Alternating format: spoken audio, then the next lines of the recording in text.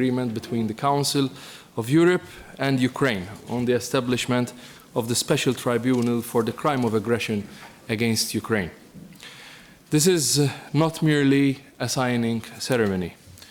This is a defining moment for international justice. საქართველო ამ ისტორიული პროცესის მონაწილე არ არის.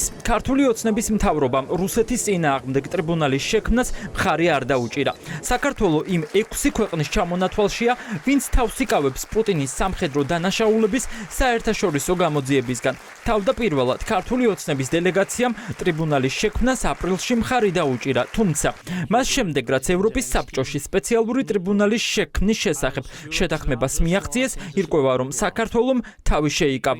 ის რასაც დღეს ივანიშვილის გუნდი აკეთებს, უკრაინელი პოლიტიკოსებისთვის კრემლის ჩურჩულია. ნამდვილად ისტორიული მომენტია ტრიბუნალი აგრესიისთვის, მაგრამ იცით რა, წევრი სახელმწიფოებიდან 6 ქვეყანაა, რომლებმაც ხელი არ მოაწერეს ამ შეთანხმებას და ამ 6 ქვეყნიდან ერთ-ერთი საქართველოა. საქართველო თავადაა რუსული აგრესიის მსხვერპლი.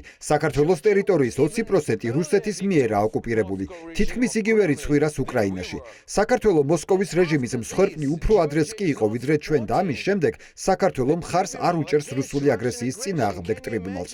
შეგიძლიათ ეს წარმოიდგინოთ. ასე რომ კითხვა, რეალურად ვიზზე მუშაობს საქართველოს მთავრობა? ვინ არიან მათი პატრონები? როდესაც ისინი ოპოზიციონერ ლიდერებს აპატიმრებენ, ეს ქართველი ხალხის ხმა არ არის, ეს კრემლის ჩურჩულია. ვინ არის რუსეთის წინააღმდეგ ტრიბუნალის შექმნის მოწინააღმდეგე? ჩამონათვალში ვხვდებით უნგრეთს, თურქეთს და სერბეთს. ირკვევა რომ 24 ივნისის ხდომაზე საქართველომ კენჭისყრაში მონაწილეობის მიღებაზე უარი თქვა. ანუ ქართული ოცნება უარს ამბობს, გამოიძიონ უკრაინელი ქალების და ბავშვების მკვლელობები, გამოიძიონ სამხედრო დანაშაულები, რაც შეიძლება საფუძვლად დაედოს პუტინის გასამართლებას. სამარცხვინოა, ასე აფასებენ ოპოზიციაში ქართული ოცნების დუმილს. დღეს საქართველოს მართავს რუსეთის მსახური რეჟიმი, რომელიც არც ერთ ეროვნულ პოლიტიკურ კურსს არ ატარებს, არც ერთ პარტნიორს არ უბამს მხარს, არამედ ატარებს იმ პოლიტიკურ კურსს, რაც არის ლავროვის, ნარიშკინის და პუტინის ინტერესებში. ეს არის კიდევ ერთი სამარცხვინო მომენტი და უმდაბლესი ნიშნული ქართული უკვე შერწყმული საგარეო პოლიტიკის ისტორიაში. დღეს რომ საქართველოს ყოლოდა ეროვნული ხელისუფლება ჰქონდა, საქართველო არათუ მხარს დაუჭერდა ამ მნიშვნელოვან ინიციატივას, არამედ მათ შორის ყველაფერს გააკეთებდა იმისთვის, რომ აღნიშნული საკითხი, აღნიშნული გამოძიება მათ შორის შემდგომ მაინც გავრცელებულიყო საქართველოს წინააღმდეგ განგრძობით ომზე. სპეციალური ტრიბუნალის მანდატი უკრაინის წინააღმდეგ აგრესიის დანაშაულებისთვის მაღალი რანგის პოლიტიკური და სამხედრო ლიდერების სისხლის სამართლებრივი დევნა იქნება. ქართული ოცნება ამ დრომდე დუმდა და არაფერს ამბობდა. დიდი სკანდალი ისევ ევროპაში ჩასულმა ქართველმა პოლიტიკოსებმა გახეთქეს. ეს აისახება რა თქმა უნდა ჩვენი ქვეყნის მომავალზე, ჩვენი ქვეყნის მიერ დემონსტრირებულ ღირებულებებზე, თუ რომელ მხარეს ვდგევართ, ისტორიის სწორ მხარეს, თუ რუსეთის და რუსეთის სხვა პარტნიორი ქვეყნების მხარეს.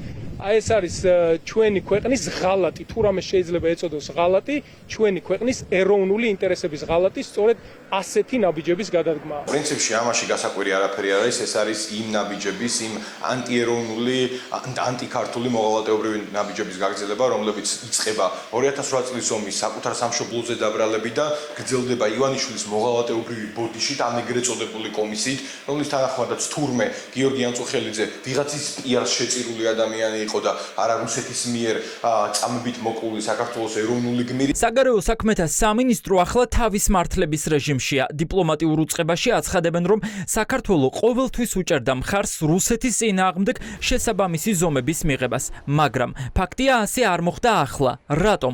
ამ კითხვას უწყება პასუხგაუცემლად ტოვებს. თუმცა, უფრო მეტი იკითხება ქართული ოცნების წევრების განცხადებებში. ივანიშვილის პარტიაში ფაქტობრივად ამბობენ, რომ პუტინის შეეშინდათ. ოკუპირებული ქვეყანა ხარ და დამიზნებული გაქვს არაკეტო კომპლექსები. ეს არის ერთი ფაქტორი, მნიშვნელოვანი ფაქტორი.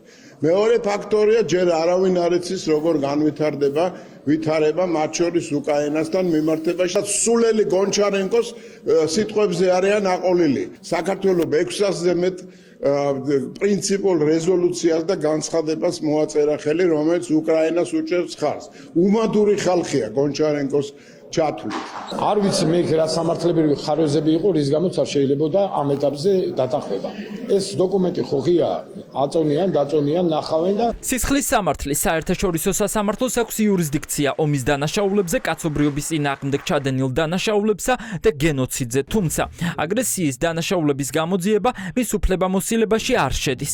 ამიტომაც არის საჭირო რუსეთის წინააღმდეგ ტრიბუნალის შექმნა. ამ უკანასკნელს კი საქართველოს მხარდაჭერა ფაქტია არ აქვს.